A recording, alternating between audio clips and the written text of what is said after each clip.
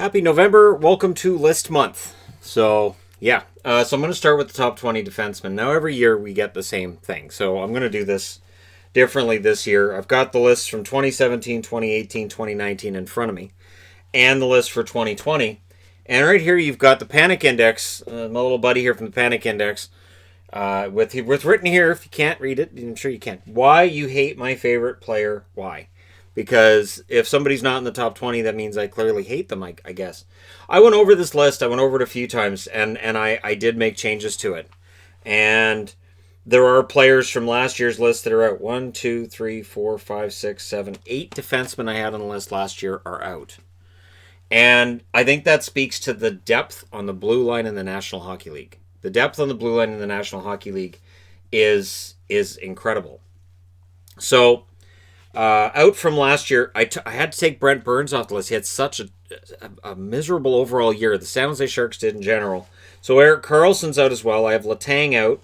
McDonough is not in the top 20, and he was in certain points when I was doing this process. Subban is out, which some people are going to say about time. He was top 10 in 2018. He was not top 10 in 2017. Byfuglien is obviously out. Byfuglien was on the list the last 2 years. Ekman-Larsson I do not have on the list this year. He was towards the end of the top 20 last year. He was in the teens the year before. And Shea Weber I have out of the top 20. And I think Weber played well this year. I do. But I have him outside of the top 20. So that's how difficult this really truly is. And when I look at these lists and how they change from year to year, this position maybe more than any other, you can have a defenseman have a fantastic year one year, and then the next year it can kind of fall apart. Infamously, back in 2017, I had Justin Schultz in the top 10. He was not in the top 20 the year after, nor the year after that. And Justin Schultz, just a spoiler alert, is not in the top 20 this year. So again, there's no scientific basis for this. I look over things like ice time and points scored and overall defensive play. And I watch every game. So when the NHL's on, I watch every single game. And I do my best to take notes during every game. If there's 5 games on, I'll switch channels around to make sure that I'm catching up on each game as it's going on. Commercial, change channel. Commercial, change channel. So this is part of the reason why. So when I do these lists, it's not from a perspective of a guy who cheers for one team and just kind of guesses at all the rest. So, all right. That being said, let's get into the top 20. At number 20... I have Matthias Ekholm. Matthias Ekholm of the Nashville Predators, I think, had an excellent season. He drops from where he was last year. Last year I had him at 8. This year I have him at 20, but I still have him in the top 20. I still think he's an excellent defenseman. Again, I think there's a lot of defensemen that jumped in. So we've got 1, 2, 3, 4, 5. There's 8 guys who jumped in, 8 guys who dropped out. That has more to do with Ekholm dropping to 20th than any drop in Ekholm's play overall. Number 19.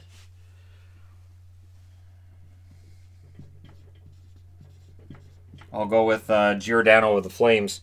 Mark Giordano had a season that was nowhere near what he had the year before when he was the best defenseman. Last year I had Giordano at 4th, so he takes a drop down to 19th, and again, it's other defensemen passing him, as we seem to be headed into this golden age for great defensemen. It sure feels that way. There's a guy I have in the top 20 that I haven't seen in other top 20 lists, and I'm not sure why he's not in there, but he's been excellent. So I'm going to go ahead and debut him at 18, but he's going to go a lot higher as seasons roll on. And that's Rasmus Dahlin of the Buffalo Sabres. Dahlin is an excellent defenseman. Good at both ends of the ice. I thought he got off to a bit of a slow start, but as the season went along, he played pretty well. And even when Buffalo was a disaster, Dahlin was not the problem. Dahlin has not been the problem. And every now and then I'll see comments like, well, that they drafted Dahlin at first overall. I don't know. That's how I can tell somebody who doesn't watch Buffalo games. He's been excellent. And it's more than just the points. Dahlin is going to end up being a guy who wins Norris trophies. So while we get distracted by some of the other young defensemen, Dahlin should be a Norris Trophy winner in the future. Number 17. So Dahlin was not on the list last year. number 17 on the list. Now, did he drop from last year? Yes, he did. I had Parayko at number 12 last year. I have him number 17 this year. I love Colton Parayko. And I love Colton Parayko despite the reality that he helped to knock out Boston last year in the Stanley Cup Finals. And yet, I do. I like Parayko. I think Parayko's fantastic. Love a little bit of every part of his game. And I still think at some point his point totals could go up a little bit over where they are right now. I think he has that potential. So, yeah, I have Parayko still on the list, though he's dropped. All right, so Parayko at number 17. You can already see the raging in the comments over this. It's always funny because, again, this is just, opinion, and people can let me know in the comment section below who they think should be where on the list. And so for me, it's just kind of fun to have it done this way. Number 16. Yeah, I'll put him at 16. So going with Columbus, Zach Werenski. Werenski was not on the list last year. And I look at the list from last year and I'm like, yeah, I can see why. But I probably shouldn't have had Subban on the list last year, and Werenski probably should have been on. So I was still betting on him bouncing back from what was a down year with Nashville, and he's going to New Jersey and things like that. But nah. So Werenski's in the top 20 this year. He's at number 16. Now, the fact that I don't have Subban on the list means that he has a bounce back year this year, right? I guess. Werenski is an excellent minute-munching defenseman. He is, for me, he's below Seth Jones, but I understand that there are people who are going to bring out all of their stats from, all the advanced stats and all the charts you get from Stats Dingus. It's not a site, but it should be. Make it happen, Stats Dingus, for the guys who just want to truck out all these charts on stats on... I should make up fake charts. That'd be great. And just make up fake stats and fake charts. Just Stats Dingus. Anyways, all right. Zach Werenski is an excellent defenseman. One of the reasons why Columbus has been good year over year is that blue line. That blue line has been consistent. Number 15. Yeah, that's Werenski off of there. Parayko I didn't check off. I will put at 15 Drew Doughty. Now, I know there are people who don't think Doughty belongs on the list. I've seen people saying, oh, Doughty's no good anymore. He is. Is he overrated at times? Absolutely. Is he still an excellent defenseman? That's also an absolutely. Overpaid? Probably. So there's a lot of different ways you can look at Drew Doughty.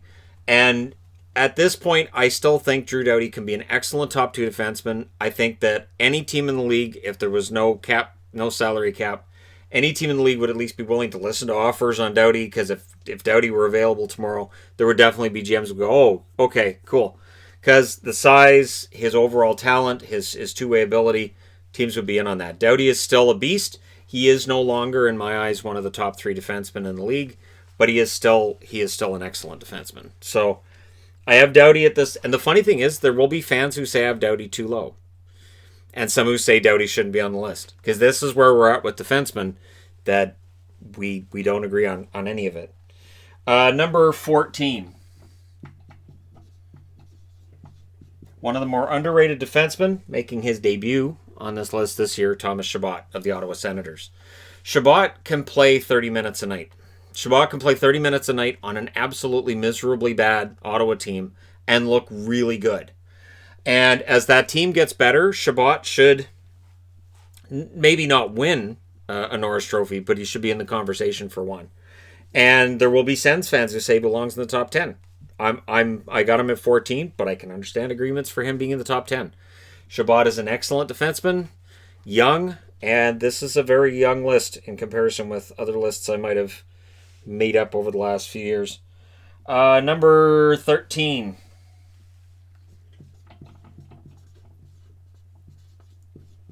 I can be hard on the Dallas Stars. I understand this. John Klingberg moves from number 19 to number 13 this year. Klingberg looked excellent in the playoffs. So Klingberg and Heiskanen. Heiskanen is the better defenseman overall, I think, and is trending like skyrocketing. But Klingberg is an excellent player who I think has helped Heiskanen with his development a lot. And he may end up being one of those defensemen who gets overshadowed because of who he plays with. Werenski with Seth Jones being an example of that as well. Ekholm playing with excellent defensemen with Nashville as well. So Klingberg for me, I have him at 13. Solid defenseman, good point producer, and one of my favorite members of the Dallas Stars as it stands. Number 12, and he had an amazing season. If he follows up, if Dougie Hamilton follows up what he did this year, next year with another season like that for Carolina, he'll be top 10 next year. I would want to see that more than once, but this year was absolutely fantastic for Hamilton. Amazing defenseman, really solid all-around player now, and he just seems to get better every year of his career. So, yeah, I mean, he should be in the conversation. I don't know about Norris. Like, one guy who's not on the list that I know, so people are gonna make comments, is Ekblad. Ekblad gets overlooked because he's in Florida, in part. Ekblad also, there are parts of Ekblad's game when I'm watching Panthers games that so, to me, if I gone to 21, Ekblad probably gets in there. If I go to 30, Ekblad definitely makes it. So, with Hamilton, maybe there's some underrating that goes on there too because of previous seasons, because of his previous standing. And we'll see. And again, for next year, we'll see whether or not Ekblad makes it onto the list. Because again, I guarantee in the comments there'll be a lot of Ekblad belongs on the list. He's always underrated. Being in Florida, that's part of it, but I do my best not to underrate Florida Panthers. A good example would be Barkov. I think Barkov is absolutely fantastic. Huberdeau is an amazing winger as well, so when we do the winger list and the centers list, those guys will both be on those lists. Spoiler alert and all that. Number 11. This is where it gets tough. Number 11. Yeah. I'll put him here, but I really want to put Jacob Slavin in the top 10. But I look at the 10 guys I've got here and I say no. Slavin ends up at number 11. So when we talk about the Rod Langway Award and the idea of a defensive defenseman getting an award all for himself, Slavin is a guy whose name comes up a lot for me. And Doughty might be in the running for that too if they ever brought that around. And again, I know people are going to complain about, well, look at this stat and that stat. I know, but Doughty would be in the running. But Slavin is he's a solid, amazing defenseman who doesn't make mistakes. And that's a lot of what this comes down to, is that I look at these defensemen and I say, so how often do I see these guys make mistakes? And the answer is no. For most of these guys, it's just no. I don't see them make mistakes. So, for me, I have Slavin at number 11. Number 10.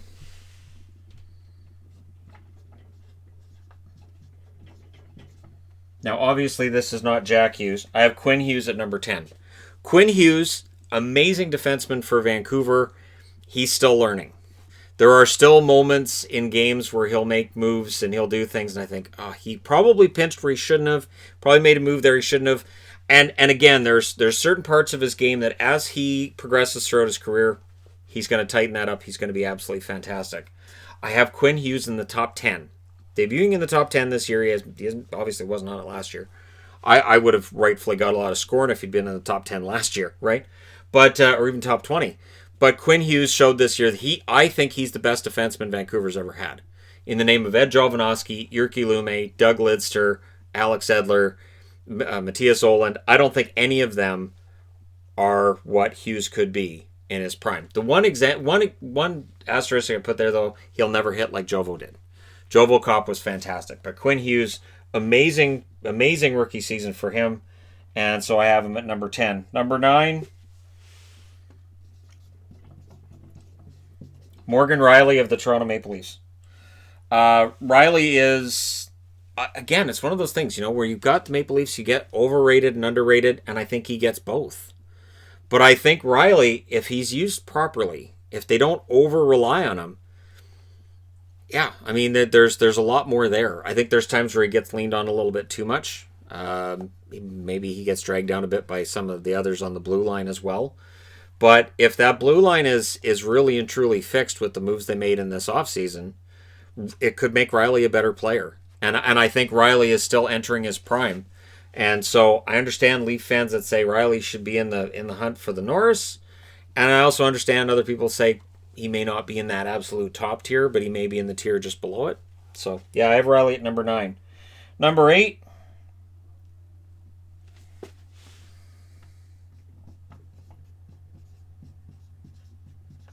So, second Dallas Stars defenseman ends up at number 8, and I have Miro Heiskanen. Heiskanen, absolutely fantastic for Dallas this year. Huge part of the reason that they got all the way to the Stanley Cup Finals. But it felt like as the playoffs went along, he sort of ran out of steam. And this is, one of those things that is, if you're young, it gets tougher and tougher with each round. And it felt like teams figured Heiskanen out as that playoffs went along. So I really think he's going to be an excellent defenseman for Dallas for a long time. He will take the lessons learned in these playoffs and hopefully utilize those this coming season and years beyond that. But yeah, Heiskanen is an excellent defenseman. Just to me, he's not above the guys that I have ahead of him. For that reason, that he's still got some room to learn here. Number 7.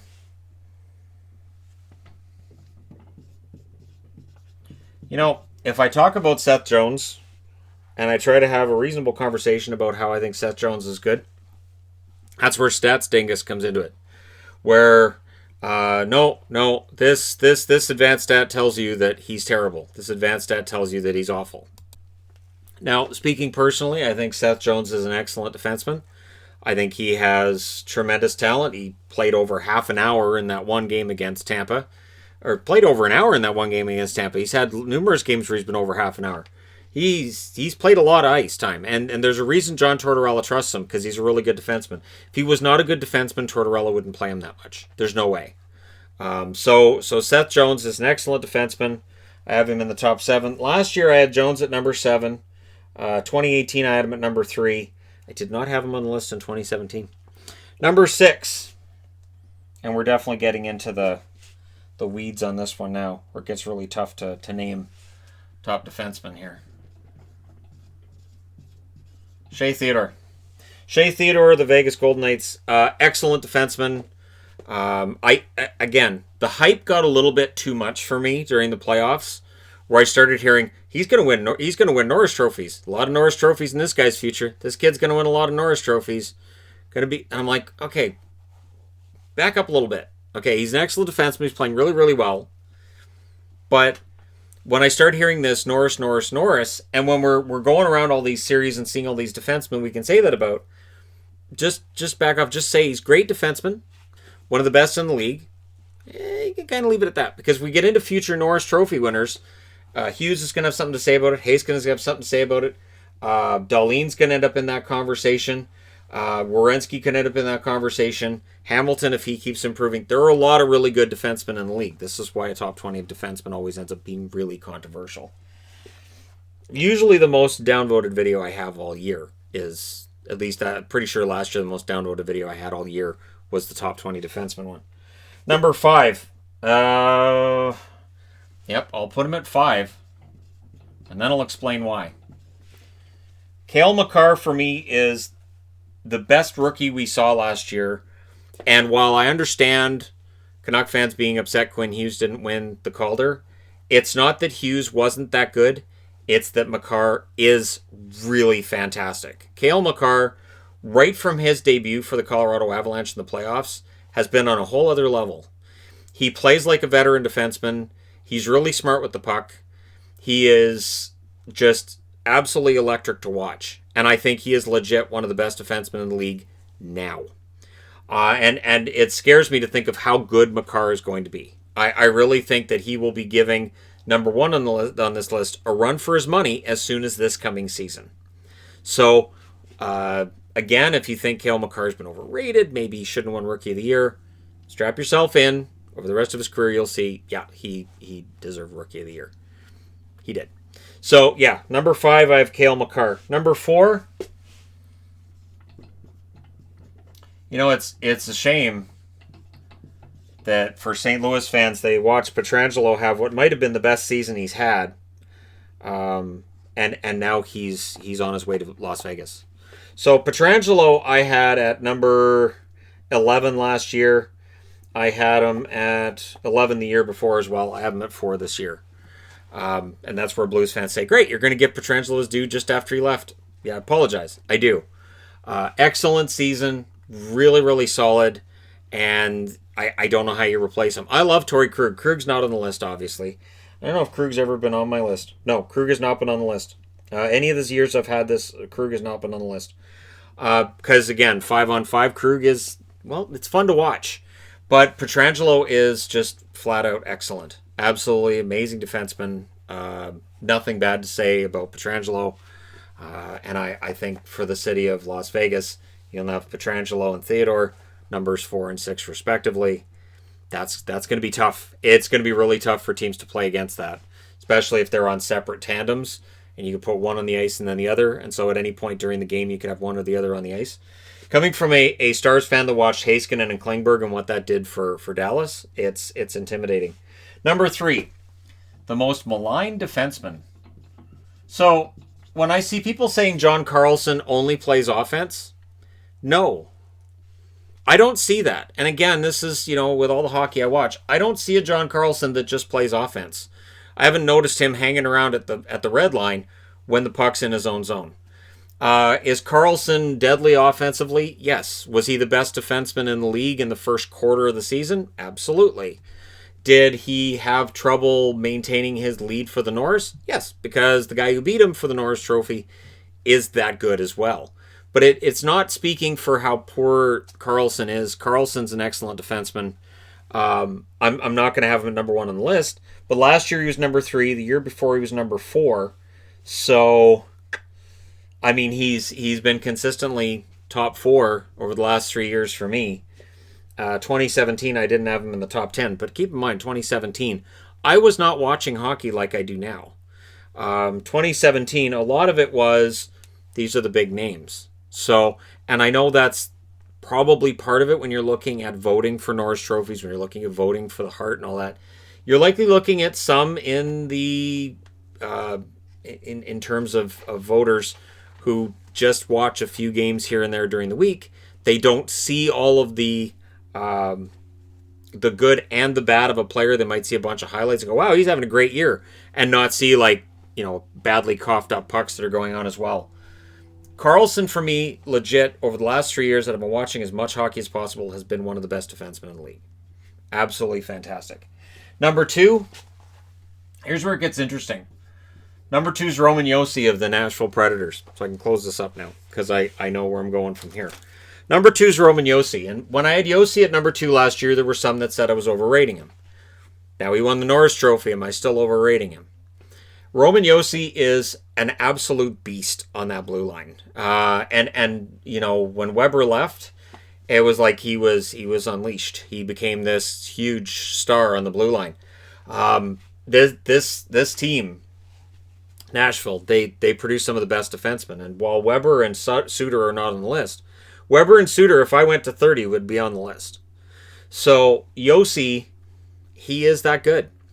He really is. He's absolutely fantastic.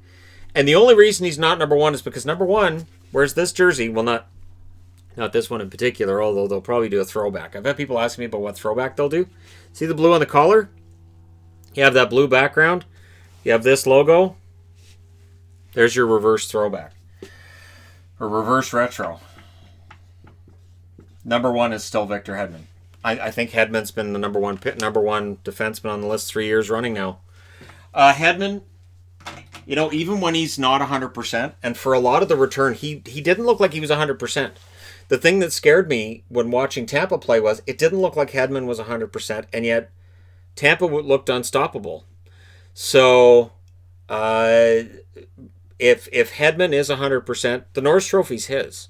Nobody else can touch it. If Hedman plays all season the way that he can, he is the best defenseman in the National Hockey League. And so to me, Hedman, Yosi, Carlson, that's the three-headed monster. Because those are the same 3 I had last year, in that order. So I didn't see anything in this year's National Hockey League to make me think that it necessarily goes the other way. Even though Carlson had that fantastic start to the season, if you ask me, well, who's a better defenseman, Carlson or Yosi, I still would have said Yosi.